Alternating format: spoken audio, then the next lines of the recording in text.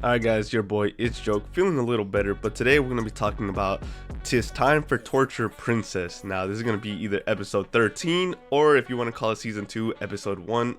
I actually don't know, Crunchyroll has episode 13 for some reason, but let's get into it. Now because this is season 2, I already know about this anime, I've been watched it, and I really enjoy this anime. It's so much fun, I think it's hilarious. The animation and the art style are super clean, really nice looking, and it's pretty fluid. I'm also familiar with all the characters because, you know, we had a whole season with them, so I already liked all of them. There is a new character that we see at the beginning, but we'll talk about her at the end of this video. This is one of the few animes where I actually notice the sound effects of things that are happening.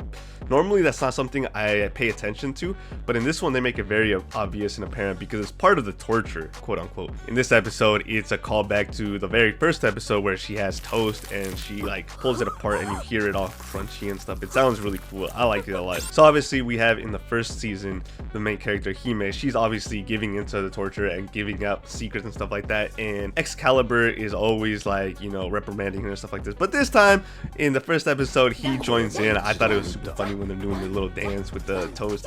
So he seems like he's a lot more chill, obviously, and he's like, yeah, she's just gonna give in every time, so it is what it is. Obviously we get to see the Hell Lord himself, Mao, and what's it called, he has aura. You see him, like, it's such a short scene, but like he's always had aura, and we see him a little bit in the basketball scene, which I will get into, but he's got aura, bro. Before the basketball scene, we have a cake scene where obviously the Hell Lord Mao, his favorite anime, has a second season, and so she brings a cake to Hime, and, you know, basically says, oh, today's not torture, we're just celebrating, right? But it actually is torture, because the torture isn't that she's not allowed to have cake, she's not allowed to blow out the candles. And, you know, obviously Hime, she's struggling with the torture and stuff like that. Eventually she gives in. I thought it was pretty funny. She's pretty diabolical in, you know, obviously a very joking way, because this is a comedy. She spills the secret, and we actually end up finding out that the king is older than the Hell Lord. All right, now let's move on to my favorite scene in this episode,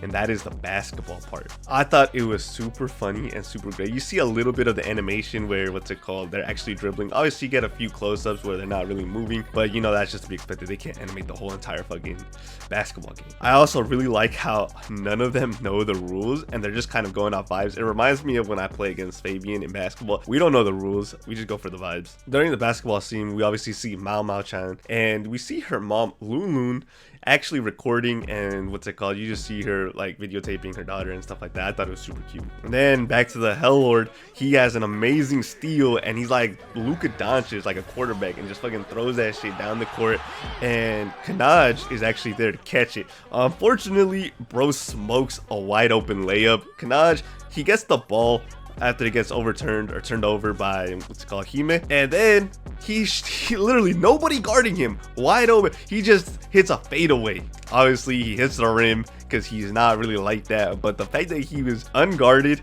and he just goes for a fadeaway instead of trying another layup or something like that is crazy. You know, if he had made that, that would have been aura, but you know what, it balances out. That being said, I really like how, because they don't know the rules, they're not really like athletic or anything like that, the score is actually really low at the end of the match, and it's a small detail and stuff like that, but I really like it. Now moving on to the very end, Hime talks about how she had a dream about her old friend, and obviously the old friend is the one that pulls up, and she says she's here to kill the demon lord. Now she looks cold, but as we all know, this is a comedy. I genuinely am curious as to how it's going to go down. I wonder if we are going to get some kind of fight scene, because like I said, the animation is pretty clean in this, so you know what, maybe they might have a little bit of a fight or something like that. Maybe, probably not. It should be interesting to see how this is handled and how this new character gets integrated into the cast. So yeah, overall, my thoughts are, I love this anime. I really enjoy it. It's always nice and chilled watching this, and I think it's funny.